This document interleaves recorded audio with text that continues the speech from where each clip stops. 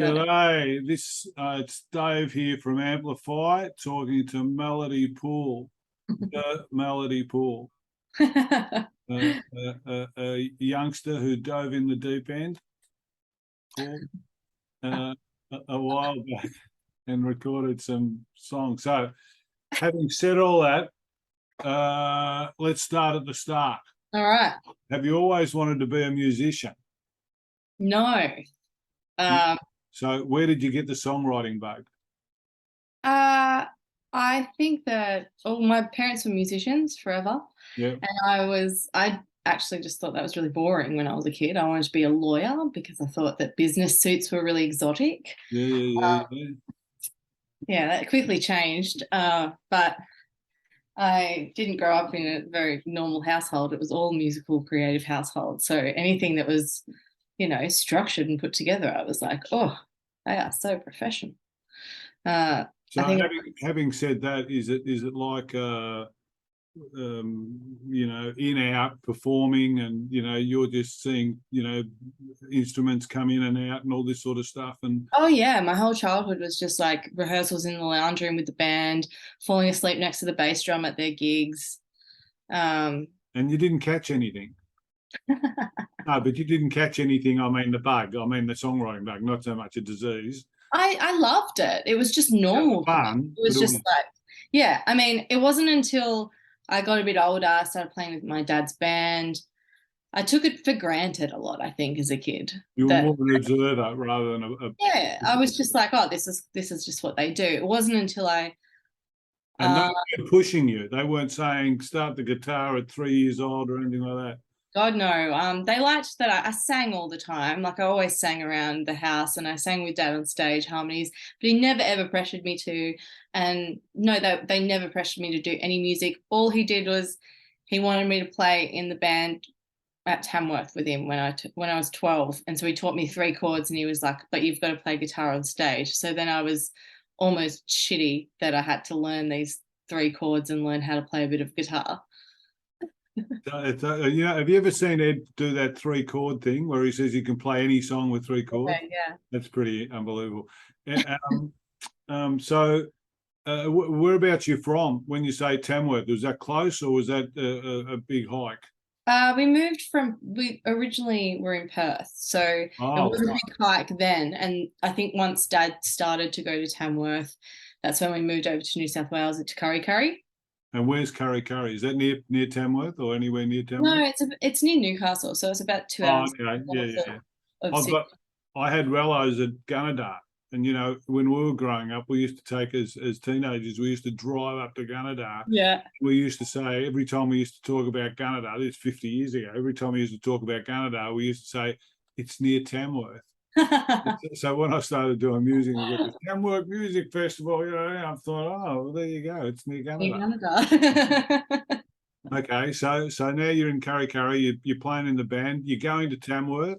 Yep, going to Tamworth, playing in Dad's band, singing a few songs on my own. My dad also had like a country music night every Wednesday night that he ran, and I would go up and play, sing a few songs with the band. It's sort of how I learned to play with the band. I played guitar on stage there for the first time.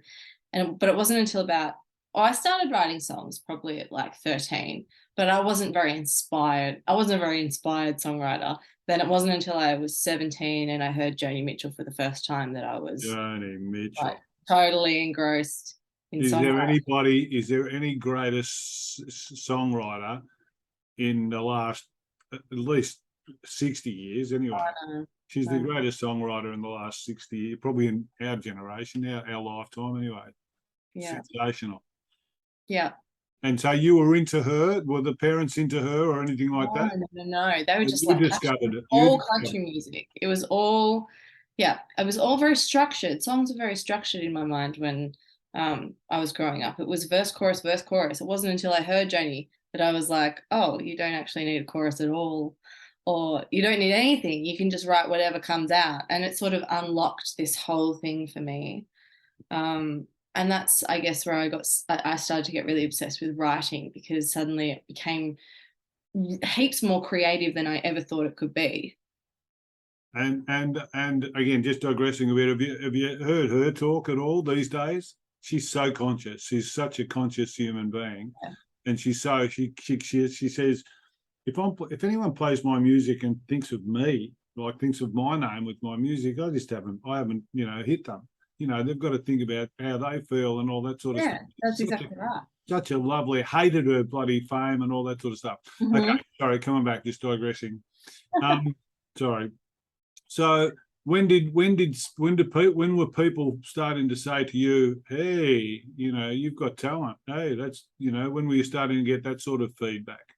I always got told, like from a young age, from singing in the band with Dad, because I'd done it forever, and I was a 12-year-old kid that could sing in tune, and that was a big thing then. So I was always told that I was a good singer for my age, but it wasn't until I guess I started writing songs when I was 17. When I heard Joni, I think I had a little bit of a heartbreak, my first little heartbreak. Started writing songs about this, and I was going. Lynn Botel was my singing teacher, and I went to Lynn. Yeah, Lynn's super. Yeah. Lynn, yeah. And so she was my singing teacher at the time, and I went there, and I knew she was a songwriter, and I said to her, "Well, I've written a few songs about it. I was having a vent to her about my breakup, And she's gone. yeah. Well, I said, she always made the joke that I came in and I said to her, "Oh, I wrote these songs, but I think they're pretty shit, but I'll just play them to you anyway." And then I played them to her, and she was like, "That is not shit." Um, Yeah. and I think that, yeah, it was actually a lot to do with her encouragement as well, of feeling like, oh, okay, well, maybe I'll just keep writing and see what comes out. And I was just on a roll, I was And exploring. how old were you at this What was stage? fun. How old were you at this stage? 17, I think. 17. Plus, Yeah. your parents are cool. Like I saw them on Australian Story, and they're sweet people. Yeah, beautiful. They're supportive and sweethearts, and I loved it when you had that breakup, and your old man was just ready to sort of, you just wanted to kill him. You wanted to, when he saw him. I loved him when he sort of made those comments. Yeah. That's what every man feels that way, because my parents. Very protective. I'm an only child as well. Not only the only daughter, but only child. And Yeah. plus, you haven't been far because you've always been hanging around and doing stuff, and now you're following in the music. So they're all probably feeling like this is whatever. So you're an extension of them. Yeah. Okay, so you're 17. So you started to do that. When did all the? Can I ask how old you are today? It's probably pretty. I'm 31. I'm going to be 32 in June. Okay, so this is still a few years before you hit notoriety. Yeah. Okay, so so let's just continue for a little. Maybe we'll bridge it up a little bit. So what happened then, sort of thing? I just kept writing, and I started touring with Kirsty Lee Akers, and I co-wrote a whole album with her. I was just sort of like trying to keep writing songs. Did you meet all these people as a fixture at Tamworth each time? Did you? Did you sort of run into them there, or? Well, Kirsty, I went to school with Kirsty as well, and Perth. in Kurri in the Hunter Valley. In New South. Yeah. And so she also would come to the country music nights that my dad would host on Wednesday nights. And so I always sang with Kirsty from the time I was about 12. Right. So we were very like musically entwined. Cool. And so I started touring with her and a few other people, my dad. And then I slowly from that time started to do my own shows, because I hadn't really done my own.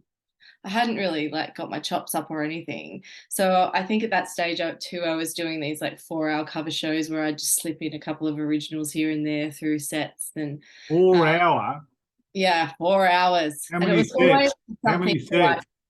Pardon? How many sets? 4 sets. I would do 4 sets, and I think I got paid $300. 4 sets of what 40 minutes or something, with 20-minute splits or 45 something. 45 minutes, yeah. Holy shit, that's Bruce Springsteen. Yeah, I was playing good by the end of that. It's unbelievable. And this is as an 18 or as a late teenager, is it? 17 to probably 19, yeah. Wow, they're big sessions. There's people drunk by the end of it, I'm sure. They might. Oh, yeah. And it was always, the footy behind me. So I'd be halfway through a song and they'd all be cheering and laughing. And I mean, in truth, I hated it. I really hated.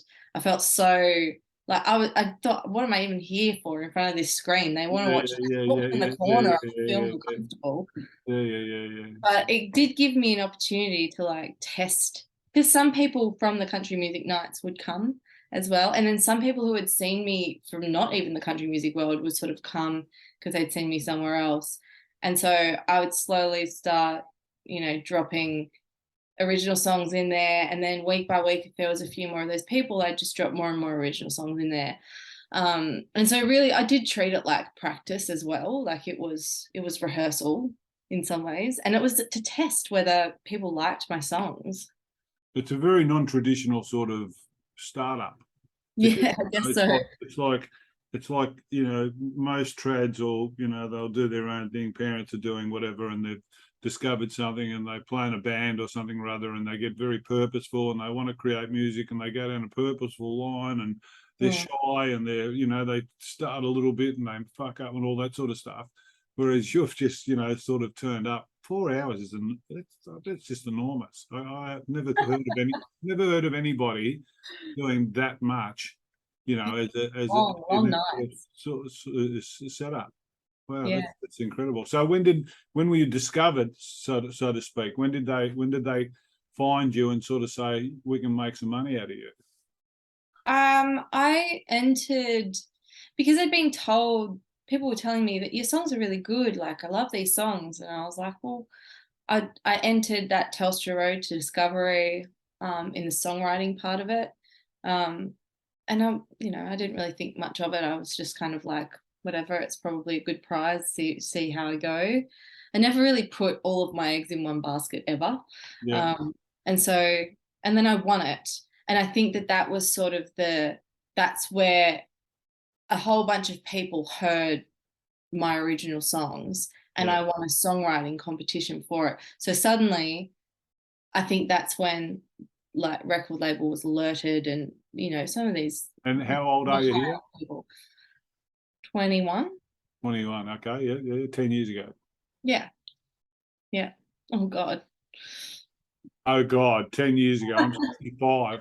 10 years ago, I was That I was age though really old. where Now you I'm really, really old. start. Okay. Okay. And so you got discovered, and were you always, it's pretty. Your Australian story sort of highlighted the fact of your depression and stuff like that. Were you always? When did that sort of kick in, or was that always sort of in the background somewhere? Or Yeah, it was always a fixture. I mean, a lot of the time when I started writing songs, I wrote songs at I always had trouble sleeping as a teenager. So I'd always be up really late and really restless and not be able to get to sleep. And so I would write songs. you've And I think obviously thought about this a bit. Where do you reckon that originated? Where do you reckon that self stuff originated? Was it a because I've got a pretty clear understanding where mine started, and it probably started pre-10 Catholicism and guilt and sin and all this sort of stuff, and then getting beaten by corporal punishment by teachers and all that. It's pretty easy to work out that you yeah. hate authority. Yeah. Where do you reckon yours started? I think it's some sort of intergenerational shame, Okay, probably. yeah, yeah, And it's just sort of passed down. It's not really particularly awareness of it, but that's just sort of ingrained. And I think that in particular too, I'm extremely sensitive. right. So that combination and that cocktail together has formed this little, I don't know, volcano. Yeah, And yeah, I think I never really understood it. I yeah, didn't know why I couldn't sleep. I know had nightmares and night terrors and all of that. So I was yeah, obviously yeah. not coping You with usually hold it in yourself, and you think you're broken, and you don't want to tell anyone, and exactly. you smile all the time, and Hmm. it just keeps building. Yep. I'm a massive, massive people pleaser as well. Yeah, yeah, yeah. So I will internalize everything and look totally fine on the outside. I have the amount of gigs that I have done where I felt like I'm dying on the inside and just put on a show and gone and sold merch and no one would even bat an eyelid to it. Because sometimes I think I Tell deserve no one. that. You have no confidence. Pardon? You had no confidence. You didn't have anybody that you were sort of going to, parents or anything like that. You just kept it all in. Yeah, because I think in some ways felt like my life is good. Why do I feel like this? Yeah, Why yeah, I yeah. shouldn't feel like this. My life is fine. There's nothing wrong with my life. I have beautiful Right, parents. I have beautiful family. I have right. great friends who love me, and I've got a purpose. What could possibly what could I have to do? And you've got people saying, "Well done, you won the songwriting, and you're going places, and people, Oh, you're so good. you must be wrapped. You know, you Yeah, get on stage, you do everything I can't do. You're unbelievable. You're Superwoman." yeah, yeah, Okay, so you get discovered. Is this when you write that album, yeah. the first album, which Yeah, is so it was kind of like in between that Telstra Road, entering that um, to just after that I think, hard to remember. Yeah, I think that was sort of the stage of writing that yeah, album and yeah, recording yeah. that album. Yeah. And so you get recognition. What do you do with the recognition when it comes? Because that must be a bit surreal.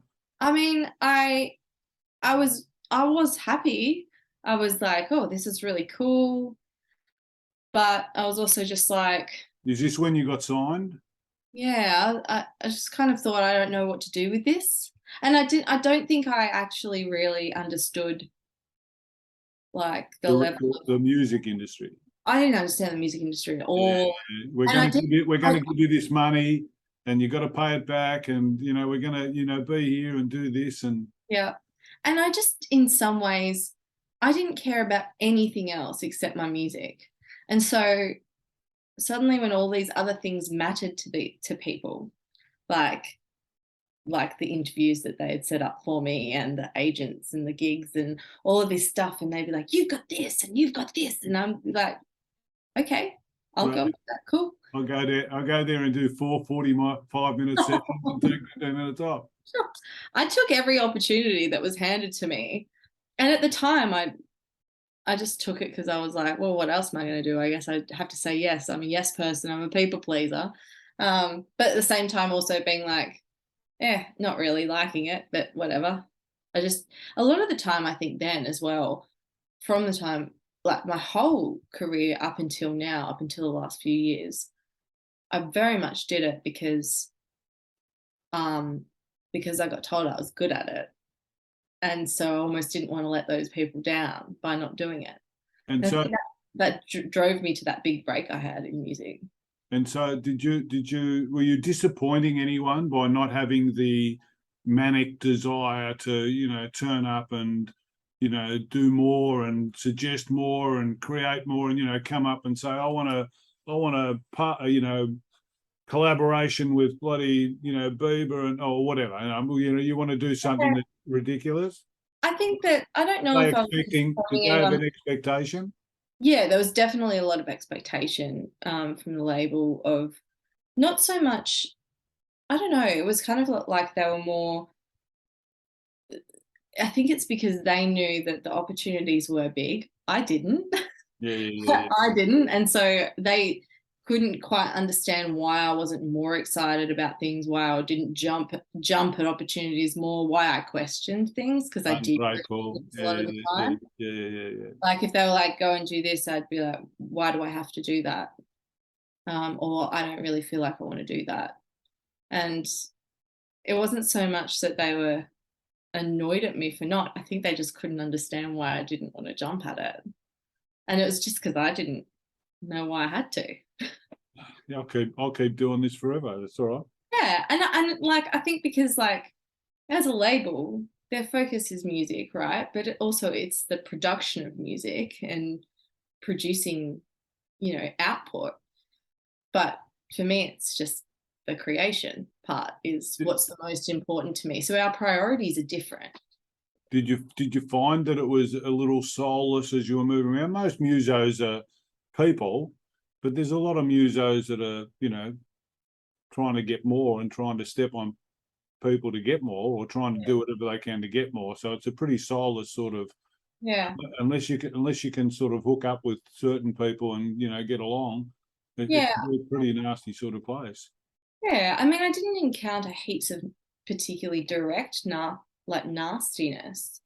There was a lot of underlying I think there's a lot. I think there's a lot of underlying gaslighting through that industry as well, which was actually what I found the hardest to deal with as a people pleaser, because a lot of the time I was going, am I doing this wrong? Because I feel like there's this passive aggression that I'm doing this wrong, or that I'm not doing it as good as this other artist, or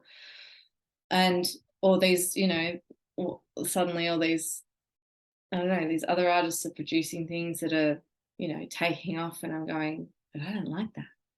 What's going on? And I don't know. I think I was just completely, my mindset was not there at all. So how long did it take before it started to trail off? Well, I did a whole other album with the label. So 2 albums. So I licensed my first album to them. I had done it, and then I licensed it, and they released it on their license. And then the second one I recorded with them. And I found that really grueling, that process, because Same producer? yeah, same producer. I wanted the same producer. They didn't want me to go with the same producer. They tested me out with a few different ones, but it was all very, we had agreed that we would go to, try for Triple J, because in Australia, what else do you do? Exactly. Especially when you're in your 20s. But so they would put me with these producers that were sort of like more beats producers, and I wasn't into that at all. I enjoyed the times that I went and collaborated with these awesome producers. They were fun. It was heaps of fun. But it wasn't me. It wasn't where I wanted my album to be. Yeah. And so there was a bit of like Friction with that. And then also my songs, like that's kind of what I found the hardest, is that by that stage, the hype and what I felt was pressure, not just from them, but from myself too, because I felt like I'd suddenly just dived into something that I didn't understand. And I had to follow up this first album that everyone had raved about so much. I had this sophomore album that it had to be just as good, if not better. And so I wrote like 60 songs for that album. And so it was pretty harsh, actually. I found it really harsh because I was writing a lot about my mental health as well. And I was getting this message from the label of like, keep writing these songs, keep writing these kinds of songs. And I'd be like, but these songs are like, they mean something to me. They're really abrasive. I do remember them saying, we just need 10 more songs like Black Dog. And being like, that song took 6 hours of a complete, emotional meltdown to write. And I don't want to do that another 10 times. So, and in the end, funnily enough, the first, 20 songs that I gave to them, all the songs on the album were from that 20 anyway. So I just I just wrote myself out, and I couldn't write about anything anyway. I was just touring nonstop, and it wasn't very interesting. There weren't interesting songs. There was no other experiences behind them except for touring. Yeah. It's not very relatable. And so what happened then? What did you just gradually drop off, or was there a situation where you decided to just, I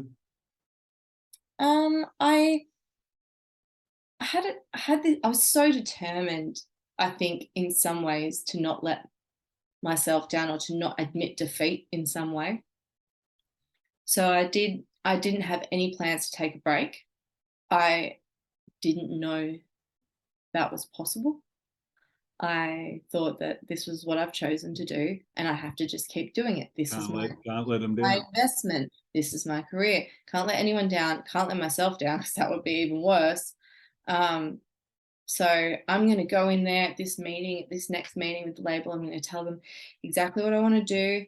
Me and my manager went in there. We're like, we've got all these strategies of what we're going to do with the next album and how we're going to start figuring that out. We're going to be boss bitches as we go in there, and went in there, and I started talking to them about how I wasn't coping, and my agent just said to me, do you need a break? And I said to him, can I do that? And he said, you're a human. You're allowed to have a break. And it had honestly just never occurred to me before. It had never occurred to me that I could just take a break because I thought that it was my career and I had to just keep going. I wasn't allowed to drop the ball. And he was like, no, you're not a robot. Like if you need a break, take a break. So the label lets you take a break. Yeah. And they were just like, fine, we'll put your contract on pause and just take as long as you need. And how long, what's this in conjunction with Australian Story? Is this around that time or is this? At that time, yeah. So you take a break, an Australian Story, how did Australian Story get in contact or what was that all about? They just. Through the label. And I think that actually the label had kind of set it up initially. And then this all happened like during that time, during when it was sort of being. So they set it up as a bit of a positive publicity sort of thing, and you turned it into a bit of a life story sort of process. No, I think they definitely were like, do you want, like, we've been in touch with Australian Story. They were liaising with them. I wasn't liaising. Yeah. Do you, and they were respectful. They were like, do you want to do this? You don't have to reveal anything. Like, if you say no, you don't have to do it. Yeah. It comes across to me though that you're the therapy type. You know, you'll do anything. What the hell? Yeah, let's sit down and have a conversation, sort of thing. Yeah, and I feel better from that too. That's absolutely.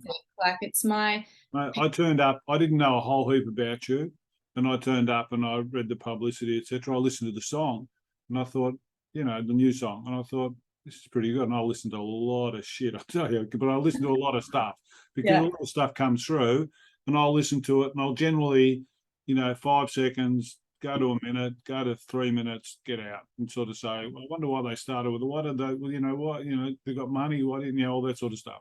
So I listened to yours and I thought simple and it was sweet. You've obviously got a great voice and it was simple and it was sweet and I wanted to listen to it, but it was probably more feeling. I felt it.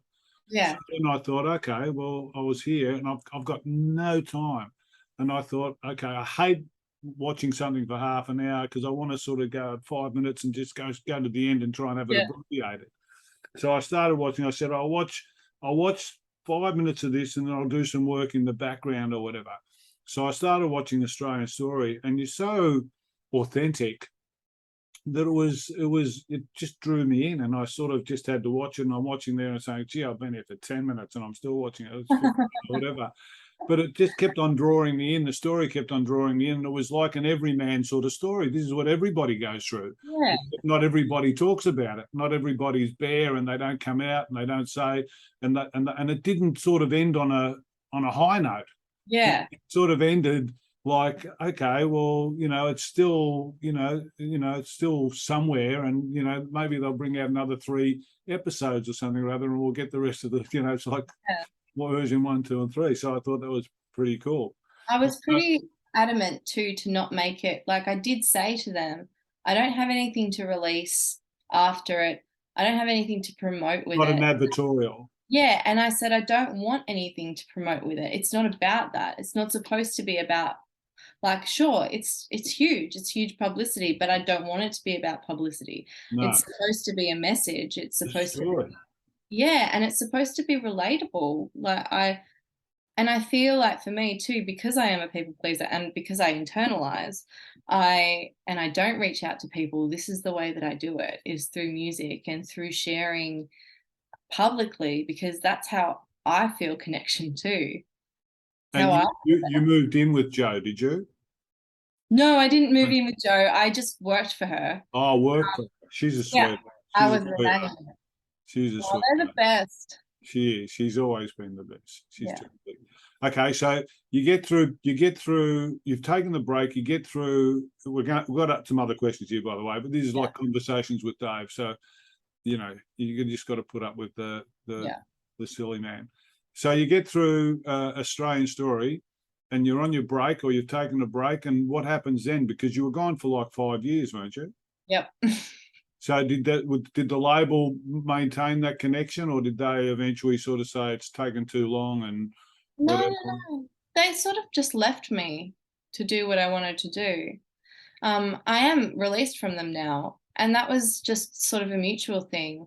I went I That's went and showed them a whole bunch of songs, and like they were really honest with me. They were like, you know, if you want to make money in the way that you want to, and tour sustainably, if it's just staying at this level, you'll do it better as an independent. absolutely. I agree with that. Your life will be more sustainable as an independent.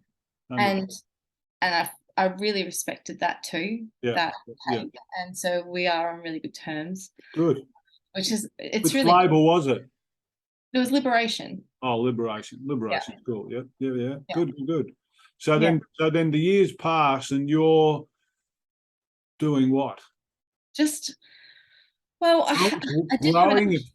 People don't grow, but I mean, just from the term, you're further observing, developing your observance so that you sort of going through life. So when you get hit with the challenging times, you sort of got a better idea of how to deal with them, and you're sort of moving through. I mean, I think that still took a while, because I had this break, still had no idea who I was. A lot of the time, I think that I think I mentioned it somewhere, but I said I wanted to know who Melody was without music, because I often felt like a big novelty, like that people would make friends with me, or talk to me because of this Yeah, of that course. I did. And I thought, like, does anyone actually like me? That's right. Yeah. I don't know if, like, would I be an unbearable person without this? And so I kind of just, that's what I needed to stop and just like let all of that go, and I was very, very lost without it at the time too. So even when I took that break, it's not like I took a break and I was like, oh, this is nice. It was like, shit, who am I? Yeah. I have no idea what I am about this. We said on the phone that the way to you is always through the desert, unfortunately or fortunately. Right. You got to go back and strip. Yeah, And right. I think Louise Hay talks about creating a vacuum. You create a vacuum and then you refill it with new stuff.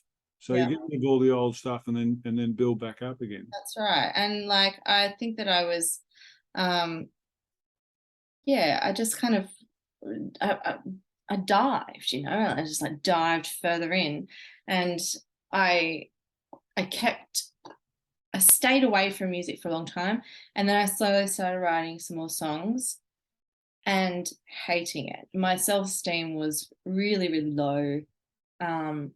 But I at the same time I couldn't live without it. So instead What about all your muso mates that you'd hung around with and lived with and all that sort of stuff? What are they? They're not putting any pressure on you to sort of do anything, or you're not seeing them? Did you sort of avoid them as well because the fact that they're all in doing their music and stuff? No, some of them I think I did. I moved back up to the Hunter Valley just after that break from Melbourne, because I was living in Melbourne that whole time when I was really sick, and through the Australian Story and everything. So I moved back up to the Hunter Valley, and I would have little sings with a few friends or whatever, but I felt very out of place, and I think that's kind of when I started exploring, is once I had a little break of music, a year or so off not playing, or I started playing a bit of electric guitar and started trying to, learn how to make my way with that, and then trying, to learn piano, and I was just musically trying to explore a little bit, I think.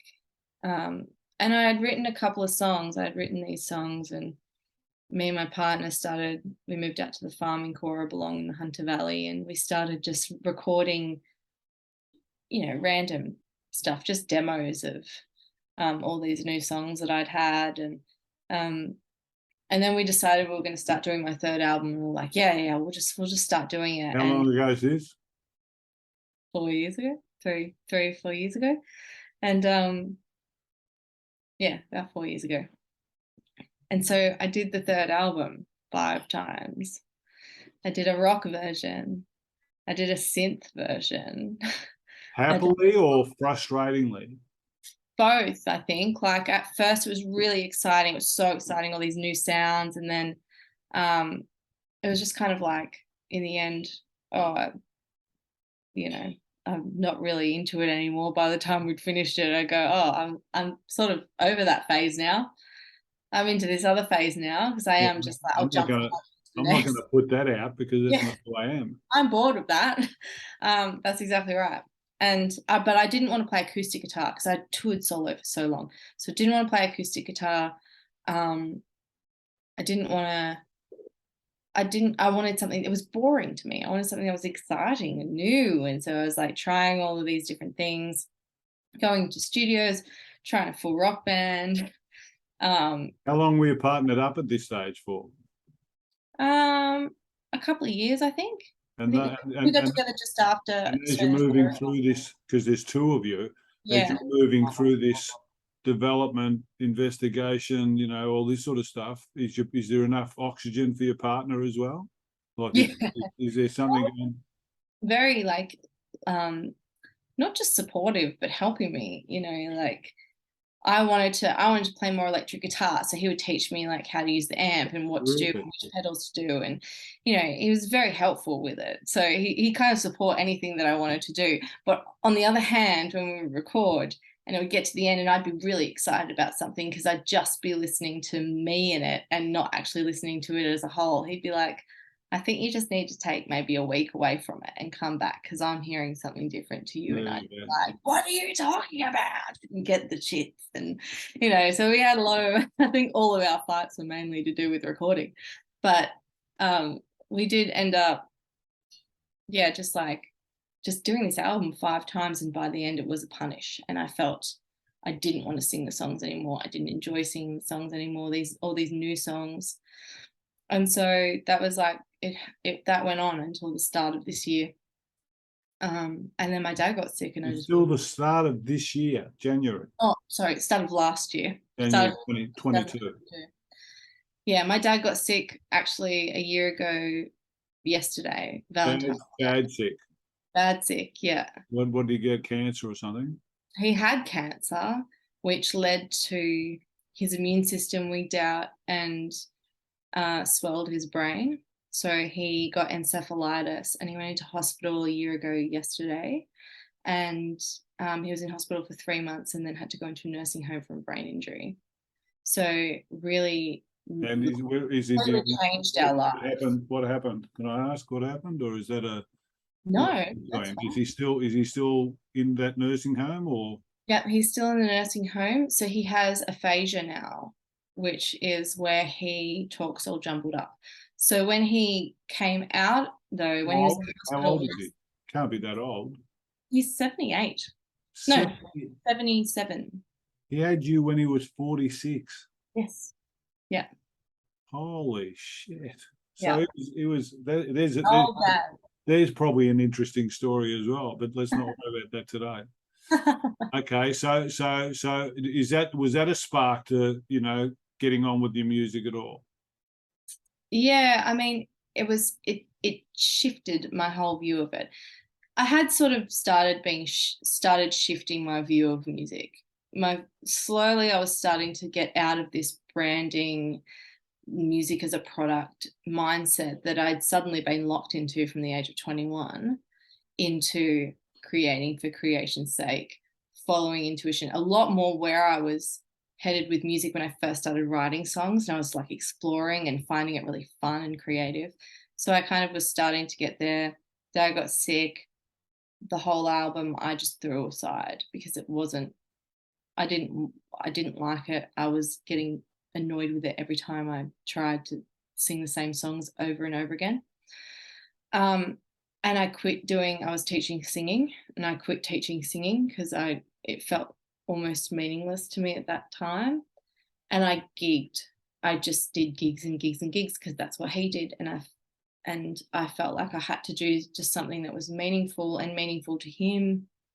So I did just like go heavy into gigging from that stage. And I was like, I'm doing, this is my path. And it's funny how that sort of grief and this sort of long grief of like losing someone that I haven't really lost him. you know, but I lost what I knew of him, Yeah. um, has just really redefined my vision for what I want to do.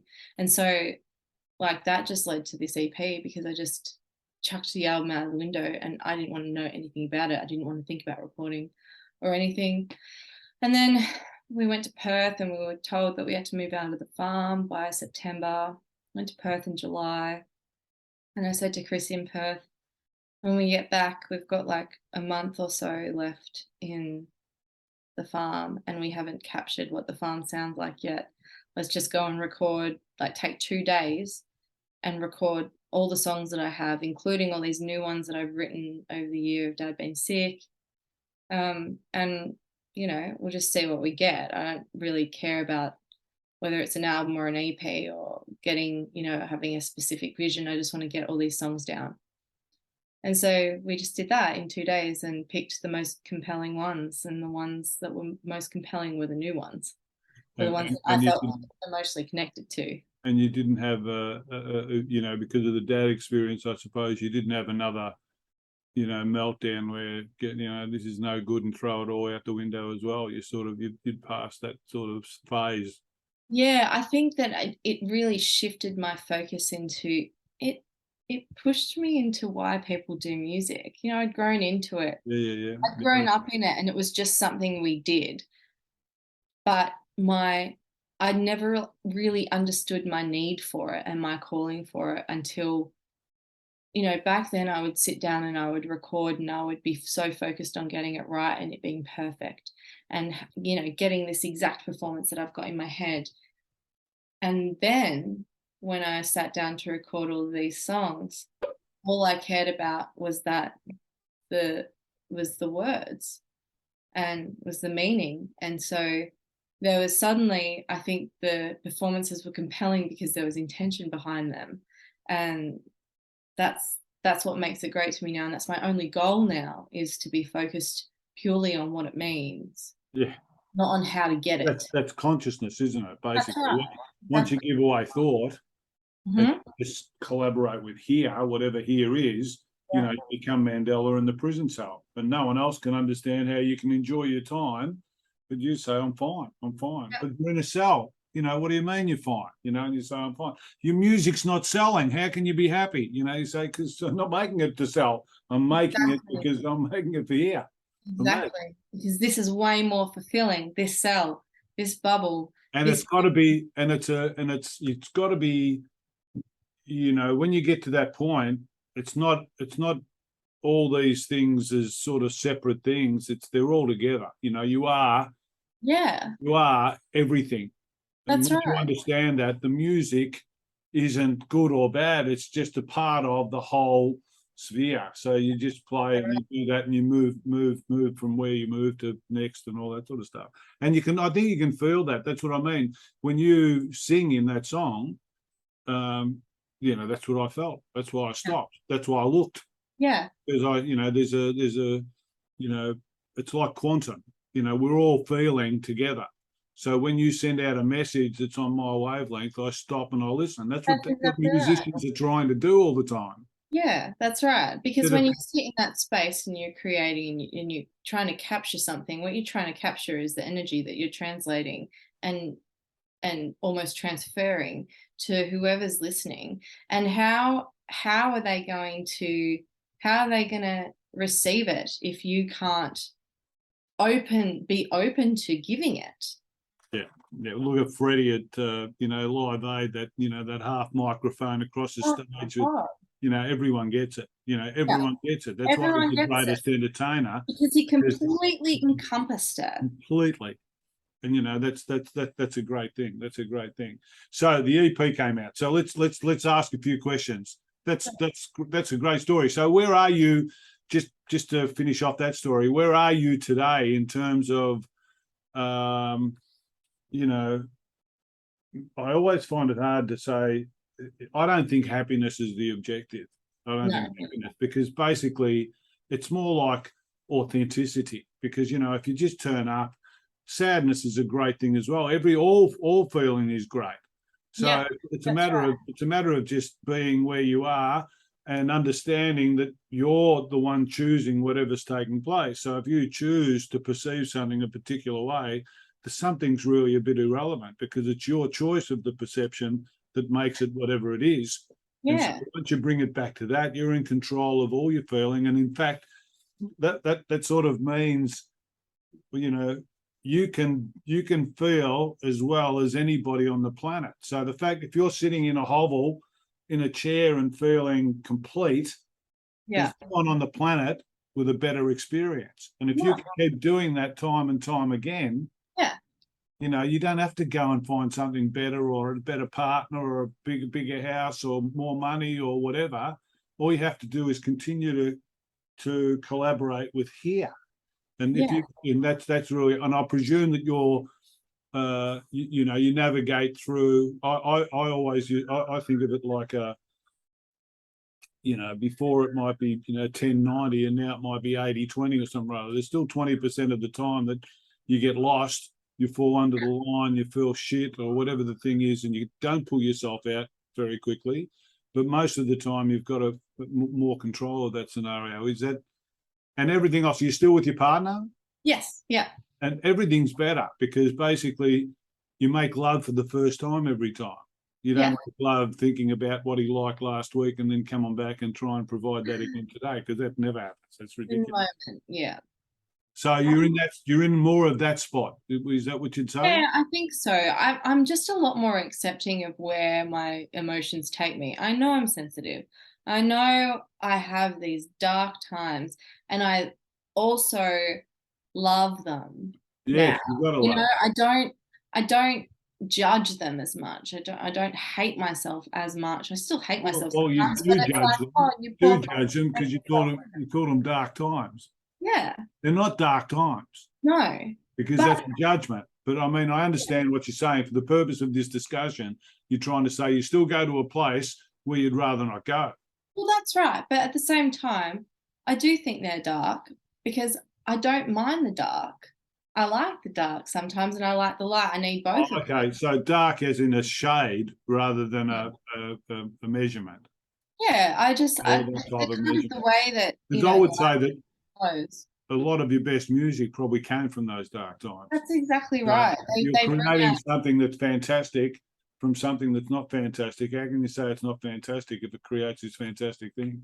The thing about, like, I've thought about this a lot this year, especially with my dad getting ill and feeling this sort of long form of grief where I lost what I knew of my dad, is that this, you know, it's almost this ongoing grief and this ongoing sorrow, that it occurred to me that I keep reiterating to myself that my capacity for deep, overwhelming sorrow has just cracked open my capacity for deep, overwhelming joy. And I can't have one without the other. And that's where I'm at now, is that I accept the sorrow, and I am gentle with myself about the sorrow, because it also allows me to have this huge. I love the sorrow. I love the sorrow, because feeling, I cry at everything. I cry in every movie. I cry in everything that takes place, especially when I look at it, because I had a disconnected childhood, and I had a completely non-feeling life from about, you know, 14 to about 50 or 55 or something. No feeling, because I lost my mum when I was 18, and that just devastated me forever. And so basically, and I was bad up to then. So basically now I feel, when I started to feel again, I feel you can't have feeling without feeling. So when you feel depressed or something, you fucking feel it, believe me. And when you feel it, you look at the balcony and say, I'm coming, balcony. You know, is it high enough? Am I going to make sure that if I jump off, is it going to do the job? You don't, obviously, because you know you pull yourself up and you're observant to that sort of situation. But you do. So you sit down and you watch every movie and you feel something, or you watch every experience or everything, and something says, and you start crying, and the people are looking at you. I'm a pretty sturdy sort of guy, and I'll watch Hacksaw Ridge or something rather, and he'll have just done this thing and saved all these people and blah blah blah, and I'll be bawling, and people walk across, I'm sturdy, CEO, whatever, and I'm bawling, and they're saying, "What's going on, Pat? You all right or whatever?" So, but your capacity for emotion, and I think like it does change you. Like I having some of these affirmations of like saying like thinking of nice things about myself, or when I often think bad things about myself. So I've got to even it out somehow, right? And I'm like, yeah, maybe I am a kind person because I let the caterpillars eat my lemon tree. And I went out there every day and I looked at those caterpillars with pride, and I was so excited to have them there. And then it gets to a point where you realize that you're having feelings about caterpillars. Yeah, exactly. I also think to myself that, sometimes people coming up, and you might have had a big career 20 years ago or 10 years ago, and now you're simple and, you're tolleying your way through and all this sort of stuff. And they look at you like sadness, saying, do you need to get another big job, or do you need to have a par or something like that? And I think to myself, dude, my worst day is probably your best day. So when you look at me trying to think how you're going to solve my problems, honestly, believe that most of the time I'm walking and I'm going, fuck, wow, fuck, another step. Well, I'm experiencing, the fullness of nothing. Yeah. And you're trying to say that, finding, I call them fuck moments. I reckon I have fuck moments all the time. And I say to you, when was your last fuck moment? They say, this year. You're trying to work out whether you had one or not. And you're telling me that you're better off because you've got 4 houses, and I'm trying to, whatever the situation, the comparison is. Yeah. So it's an interesting thing. All right, so we've been talking for a long time, which is great. I love the conversation. Let me go through some structured questions so that anybody that's listening here for structured answers can still get satisfied if they're stuck around this. How would you describe your sound? Oh gosh. Emotive. Okay. Is that a genre or emotive? I don't know. I can't really genre it because I think of every single genre when I write my song. Why do you think fans resonate? Why do you think they did with the first album, maybe the second album, and ongoing? I think the honesty. What is it?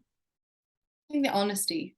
Your ability to feel it and give an authentic sort of.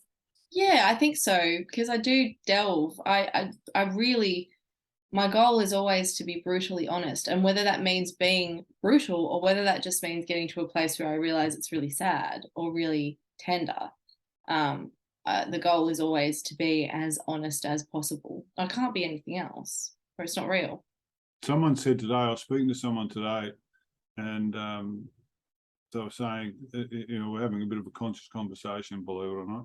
And I was saying harmony, that, I'm into, developing harmony. And they said truth rather than harmony. Now, I think they're both the same thing, actually, because it's just a play on words, really, because I don't see harmony. I don't think you can have harmony with non-truth. That's not harmony. That's just a false situation. But they were also sort of saying, truth, or whatever we call truth. And I think truth is important, especially when you think about it, because basically we walk around, you think about all the time that you walked around depressed and closed, when how much value you could have been to people by saying, I'm fucked. Exactly. And one say, oh, me too, so am I. What does that mean for you, and all that sort of stuff? I think that's why we've got this TikTok world where, everyone's trying to get 100 more likes, and every time that they just feel shit about the fact that they've only got 10, they don't talk to anyone about it, and they just come back and go to their phone and look at something for a minute, and feel worse. And it gets bad enough that people do jump off balconies. And because we don't support our society enough, I think. I totally agree. And I think that a big part of it has to do with, because we just, for some reason, have, backed ourselves into a corner where we feel so uncomfortable with other people's suffering. And that is sort of, I guess, my goal with music is I want people to see that I do want people to feel that discomfort when they hear Yes, something that's yes. really honest, because isn't that what is necessary? Like that, truly, that's just empathizing. We don't understand. We mistake empathy for sympathy a lot of the time. We think that empathy means, oh, I feel so bad for this person, like this has happened to them. Empathy is actually taking the time and taking time out of your day to sit and actually visualize how that would feel if that was you. And when they hear a song that is so, brutally honest, which is so stark and so raw, I feel like a lot of the time, especially when it's put to music, which in itself creates a barrier where they're comfortable to listen to it. But then it does open them, because suddenly they've been comfortable enough to listen to a But song about it, but now they're in this realm of feeling, oh, I'm actually in the energy of someone's suffering. they don't know what to do with it, though. That's They my don't know concern. what to My do with it. concern is, I think, I call it unconscious incompetence leads to conscious incompetence, leads to conscious competence, leads to unconscious competence. So as you go from unconsciously being incompetent, where Yeah, you're happy enough, you're just following everyone else and you're creating a thought that you follow, to yeah, getting to consciously incompetent, you're saying, this thought's no real good. What am I creating thoughts for? Then I go, and you get depressed and you get, look for books and you read and you try and get counsel, etc. You need support to get to the next places. yeah. And that's what we miss. We don't have that support when I people agree. stop. I totally agree. And And then I as think you start to develop that, you start to develop some strength in you to start to be on the journey and fall off and come back, because you're pulling yourself back. But yeah, you need that support in the first instance to sort of say, I tell people that are depressed sort of thing in my environment, that as soon as you start to feel that, call me, because basically I'll help you with that loop straight away, and yeah. then you'll change the loop and you'll be able to continue on. And that's exactly what it is too. And especially like doing shows and stuff, this is the point, right? Is that it's about connection. Connection is our antidote to suffering. Meaningful connection. Meaningful connection, not just That's where you're saying before, you've got to stop and feel the empathy and get something from it. exactly, because all these people who feel they, relate to you, or because you've been open about something, especially when I'm at a show and I'm playing to a whole bunch of people, and it's like reminding them that yes, you're feeling vulnerable, but so is the person next to you, and the person next to them, and the person next to them. Do you realize that you're all together right now? And that you're all actually sitting in this one moment. Absolutely. And that is what connection, this meaningful Absolutely. connection is. And that's how we can start. Once you understand the quantum, your happiness is my happiness. Exactly. Your discomfort is my discomfort. Exactly. So basically, what we have to do really is look after everything, the planet, the plants, everything, everything that takes place. Walk with gentleness and walk with compassion. Gentle, simple, aware. But truth too, like, because like you said, there is that, like, how the difference between harmony and truth. Like, I don't feel there is harmony without truth. Impossible. I don't think so either. And that's what I was saying to her. I was saying I use the word, that harmony that you're talking about, finding harmony, kicking two people out of the thing so that you can be comfortable in the space alone. That's not harmony. No. You've just abused people so that you can get selfish. Yeah. Okay, let's just keep going here for 1 sec, because I want to get through some of these questions. What artist, music, or performance, past or present, inspires you today? You spoke about Joni, but who are your inspirations for maybe playing, performing, that sort of thing? I have a couple. Leonard Cohen is a huge one for songwriting, obviously, for obvious reasons. There's just something.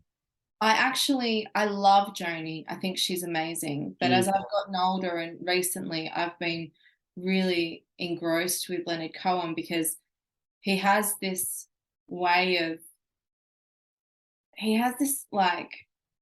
as front people, you always sort of have an ego, but Leonard Cohen has a way of using it. Yeah.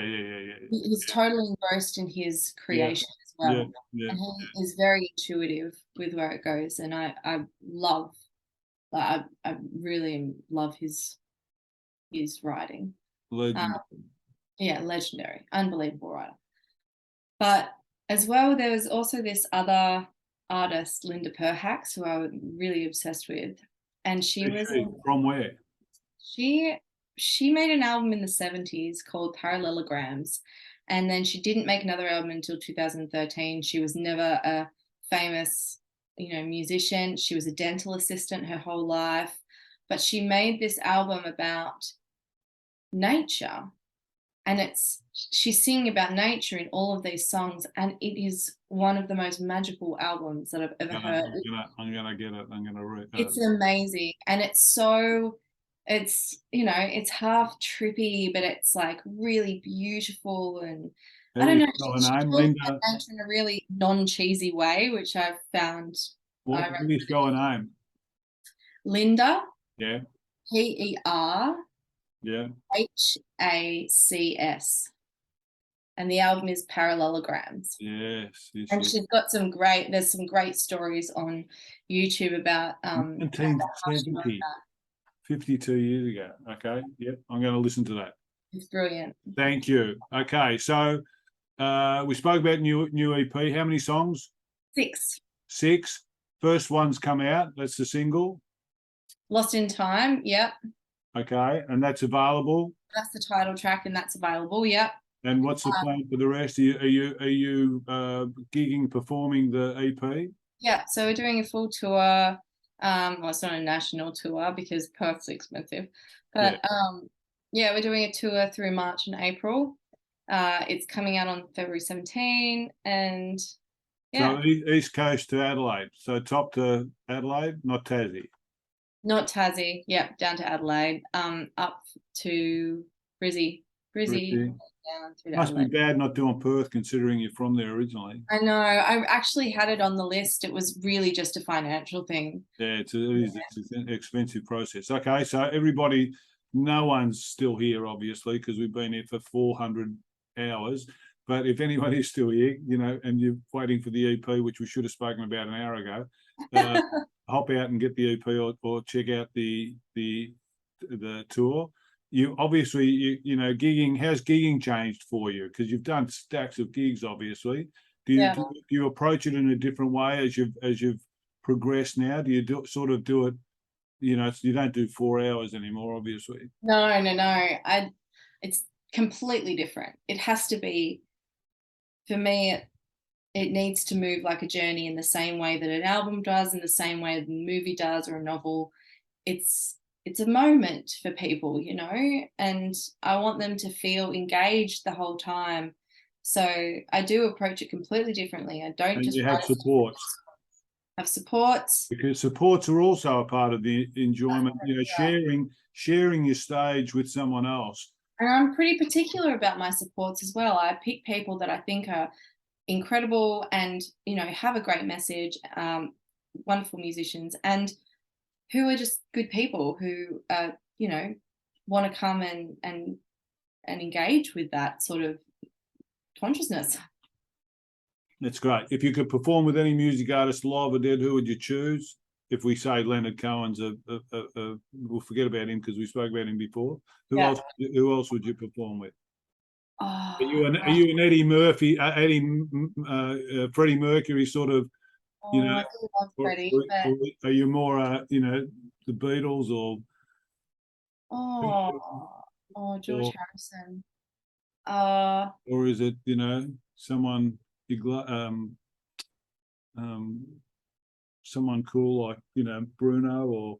It's actually just like, I would really love to sing with Bill Callahan. Do you know Bill Callahan? Yeah, I do. My friend Gina just released like a couple of songs that she'd co-written with him, and a song with him, and that's so cool. I love Bill Callahan, and he's just got such a beautiful voice. I could live in his voice. Excellent. Okay, still have, what do you, when you say long-term aspirations, you're only a kid still at 31. So what do you want to do? What are you still planning to do? You got any intent to sort of, not that it's important, but to aria your way into existence, or just do your thing, or teach again? Are you going to teach music again or Not anything? teach, but I definitely You'd like like it's to just about influence. building. It's just about building and building and building, a fan, like more fan base. I still have goals to grow and grow and grow this profile, but Yeah. it's not like I'm not basing it on arias. I'm not thinking about awards. The industry has nothing to do with it anymore. It's No. all about audience. It's all about reaching people. Yeah.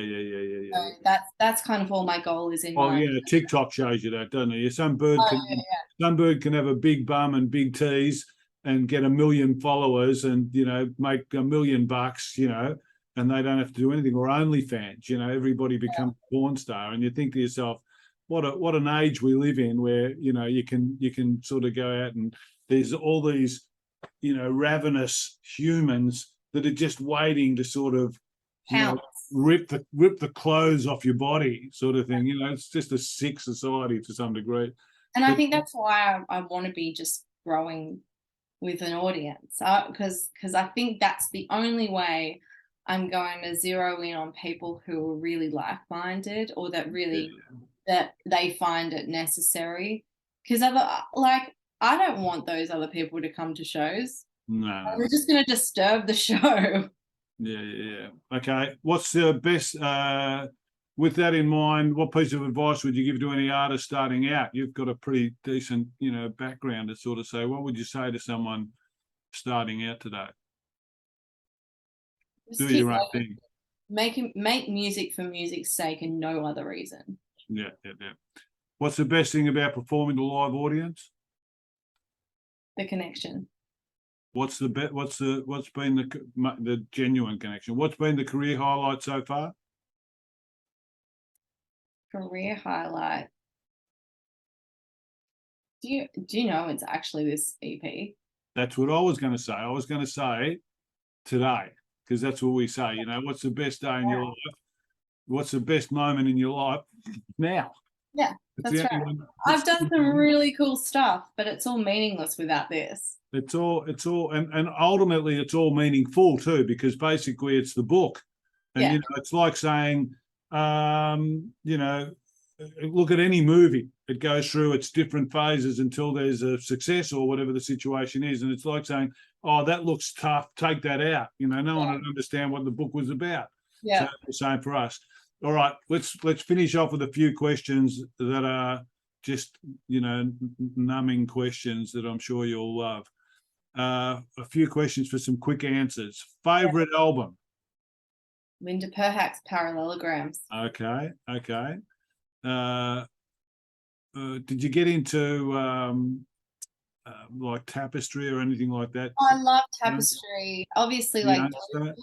Blue by Joni was my favorite until I heard Parallelograms. Or even what's her name's the White Album? What's her name? Australian. Her White Album. Missy Higgins? Oh yeah, I did love that album too. That was a grouse album as well. Artist, favorite artist? Oh God. God. Well, No. Favorite artist. He'd get a crowd. Cohen. He was God. Leonard Cohen. Favorite movie? Favorite movie. These I'm gonna say classical questions. They take a long time to sort of. I have two favorite movies, and they're both really cheesy. That's all right. They're your favorites. Practical Magic with Sandra Bullock and Nicole Kidman, where they love Sandra Bullock. And that was the first time I ever heard Joni Mitchell, was that soundtrack of that. Yeah. And The Wedding Singer. The Wedding Singer. Yeah, I love that movie. Why? I don't know. Since I was a kid, and it's got Billy Idol in it. Well, Sandler's a good actor. He's a pretty cool guy as well. He was a singer in it. I think, like, as a kid, I watched that movie, and there wasn't heaps of movies about musicians. No, there wasn't. Okay, favorite place to visit? Oh God, somewhere with water. Somewhere with water. Well, that's the bathroom. Like actually the Bogey Hole in Newcastle, which is where I'm living at the moment, is like one of my favorite places to Are go. you up in Newey, are you? Yeah, I'm living in Newcastle at the I may moment. have to come up because I've got a person that a videographer that's up there. We're trying to do some things and create a pod and all that. So if I come out, I'll yell out and come Yeah, up and we'll have a coffee. Favorite venue to play? You must have played a few goodies. Yeah, I did. Actually, one of my favorite venues, and I can't actually remember the name of it. One of them was Union Chapel in London, but this other one was in France that I did once. I did a gig in Paris. I can't remember the name of it, but I had gargoyles that was like framing the stage, and I thought it was a really cool venue. France is a cool place. Paris is a bit sucky because of the people, but France itself, you drive through some town, and the person who was rich left all their money to the church. So they built a cathedral the same size as our cathedral in the city for 200 people. Yeah. And you drive through these things, and they've got this method. And you wonder why would they do that? Because the guy left the money and they had nothing to do with it, so they built a cathedral. Very good. All right, Paris. That's cool. Favorite food? Laksa. Laksa's good. Favorite drink? Water. Water. Too good. Favorite person in history? They're quality questions, I'll tell you. I know. Favorite person in history? Oh God.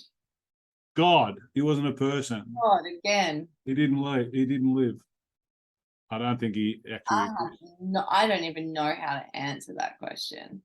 Well, is it like a Mandela type, or is it like your mum, or is it like your dad, or is it like, Let's go with my dad. Yeah, let's go with your dad. I thought he was a cool bloke in the Australian Story. I really love that part where, the boyfriend sort of, he did what he did, and he sort of comes back on the scene and he says, dude, what are you fucking doing? I think he said, I don't know if he said it on the Australian Story, but what he actually said to him was, because he was in America at the time, was you better consider immigration because this country is not big enough for the two of us. That's what he said. I think he said on Australian Story, don't bother coming back here because this place isn't big enough for the two of us. I thought it was so cute. I thought he would have been a great dad. Maybe not a great developer of humanity by all that sort of stuff, but I thought he was pretty cool. And the last question is, do you have a tattoo?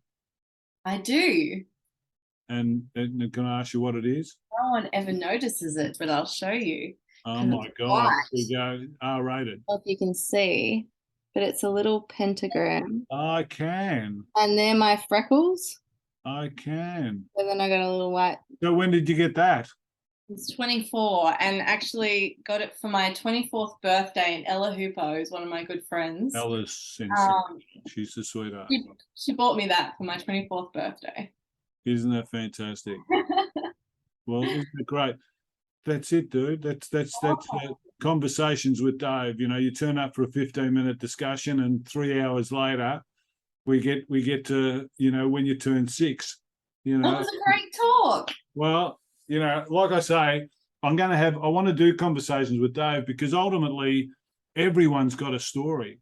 Yeah. Not only has everyone got a story, but every story is important. That's right. Basically, every story we are everyone. Mm-hmm. I've got this view that we don't actually have conversations with people. We have conversations with ourselves. That's right. Everybody's just a medium for that conversation. Yeah. And I've also got a view that all of us, as we move through this progression, all of us are guru and human sort of thing, or fragile or conditioned. And the guru part of us actually, basically stuff comes through you. When I talk to you, it comes through me, not from me. Yeah. And so I listen to it too, just as intently, because it's stuff that I need to learn from. I reckon all of our therapy should be, we just talk and record what we say, and if we play it back, we're going to get all the answers that we need. That's exactly right, and that's how I write songs. Like I think I've always felt. That's the beauty or the security of having that sort of belief, is that no matter where you are, you're fine because you've got you. Yeah, That's right. And ultimately that's the thing. Well, now you've got me. You can't do this thing if you do it you know, with what's the word, genuinely or whatever, then you understand that you're all connected. So when you make a new connection, it's a forever connection. And I don't mean in a creepy sort of way. No. Now you can call me, and you know, when you need the next door neighbour buried, I'll bring the shovel up, and let's just hope that the soil's pretty soft. It's been a pleasure, Mel. Thank you so much. That was great. We're here, so when you need some, you know, push, we can help, and yeah, we'll talk again, I'm sure. Thank you so much. So I'll pass this on to you. You can share it with your crowd. Yeah. You know, I think your crowd would probably be interested in listening to it if they start to get into it, because it's I think what you had to say was pretty valuable stuff. I thought it was a pretty good thought, and I didn't understand that I'd be talking for this long with you because I got another interview at 5:30. Once you start having the conversation, it's like you can't stop it because there's a story and it's not finished. Yeah, and there's a message, you know. There is. Yeah. Let's hope that it recorded, because it'd be terrible to sort of say, "Oh my God, it didn't record." Here, see if you can put it all on this Q&A. Good on you, man. It's been a pleasure. Thank you so much. We'll talk soon. Yeah, talk soon. Thanks. See you later. Yeah. Bye.